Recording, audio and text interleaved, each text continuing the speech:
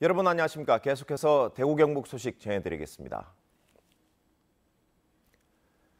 지난해 문을 연 뒤 좋은 반응을 얻었던 서문시장 야시장이 사지구 화재로 한 달 넘게 문을 열지 못하자 상인들이 어려움을 호소하고 있습니다. 김은혜 기자가 보도합니다. 서문시장 공영주차장 2층 한켠에 야시장 상인들이 사용했던 노란 철제 판매대 70여 대가 보관돼 있습니다. 그 흐름을 닫고 정리도 마쳤지만 한 달 넘게 쓰지 못하고 있습니다.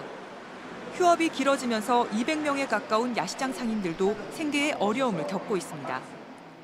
그만두고 이제 다른 직장을 찾고 싶다 하는 친구들도 있고, 근데 안쪽까지 이제 거짓 셀러 마음은 다 똑같습니다. 지금 문만 열면 좋겠다 하는 그 바람밖에 없습니다. 화재 직후에는 피해 수습과 분위기상 야시장 영업이 적절치 않다는 데 동의했지만 이제는 대구시의 결단을 호소하고 있습니다. 저희도 이제 장사 못한 거나 이제 뭐 버렸는 식재료들이나 이런 거에 대해서 손해가 정말 크거든요. 사실 뭐 어디서 말을 잘 안 해서 그렇지만 손해가 정말 크기 때문에 그거에 대한 뭐 보상을 해줄 수 있는 방안들이 있는지. 올해 아케이드 공사 예산도 전액 삭감되는 등 주목받던 야시장 사업도 주춤하고 있습니다. 사지구 화재 이후 서문시장을 찾는 손님들의 발길이 많이 줄어드는 등 분위기가 침체되면서 다른 상인들 사이에서도 야시장을 재개장해야 한다는 의견이 나오고 있습니다. 저 야간에 좀 분위기가 안 살겠습니까? 젊은 사람들이 많이 나오니까.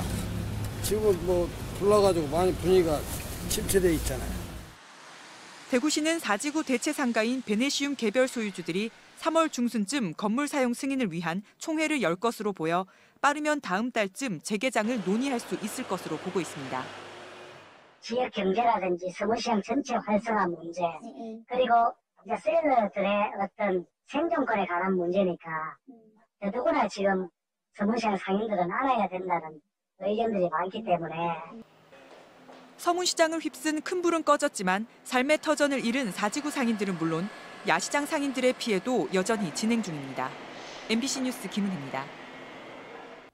절기상 소환인 오늘 대구와 경북 지역은 비교적 포근한 가운데 일부 지역에서는 비나 눈이 내리겠습니다. 낮 최고 기온은 대구 7도 등 6도에서 9도로 평년보다 2, 3도 웃돌겠습니다. 하지만 오늘도 중국발 스모그가 유입되면서 미세먼지 농도가 짙어 외출 시 주의가 필요합니다. 경북 동해안은 아침부터 밤 사이 5에서 10mm의 비가 내리겠고 경북 북동 산지에는 1에서 5cm의 눈이 내릴 것으로 예상됩니다.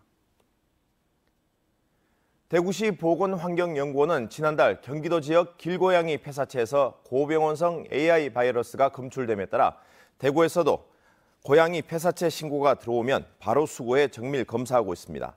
대구시 보건환경연구원은 지금까지 신고된 고양이 폐사체는 3건으로 정밀 검사 결과 모두 AI 바이러스 음성으로 나왔다면서 시민들에게 고양이 폐사체가 발견되면 바로 신고해달라고 요청했습니다. 우리복지시민연합이 정보공개 청구로 받은 대구시 교육청 자료에 따르면 지난해 상반기 현재 대구의 유치원과 학교 822곳 가운데 60%인 493곳에서 성면 건축물이 있는 것으로 나타났습니다. 2014년 63.9%, 2015년 60.9%에서 조금씩 줄어들고 있는데 성면은 대부분 천장재로 나타났습니다.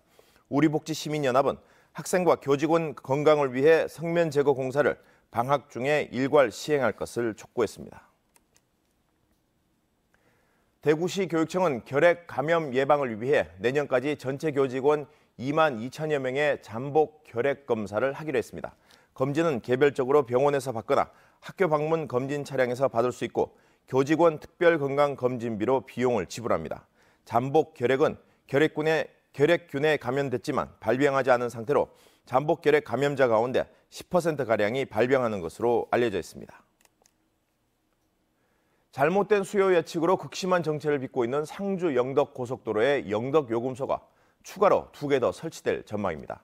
영덕군은 현재 설치된 2개의 요금소 외에 추가로 하이패스를 포함한 요금소 2개를 정식으로 더 설치해 줄 것을 한국도로공사에 요청했고 긍정적인 답변을 받았다고 밝혔습니다. 상주 영덕 고속도로는 지난 연말 개통 이후 새해 들어 동해안 관광객이 많이 몰리면서 영덕 요금소에서 극심한 혼잡이 계속되고 있고 정체로 인한 추돌 사고로 5명의 사상자가 발생하기도 했습니다.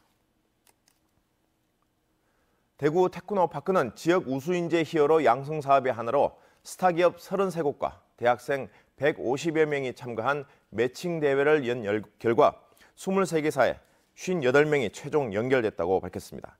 이들은 앞으로 7주간 교육과정을 거친 뒤 인턴 과정을 수행하면 정규직으로 입사하게 됩니다.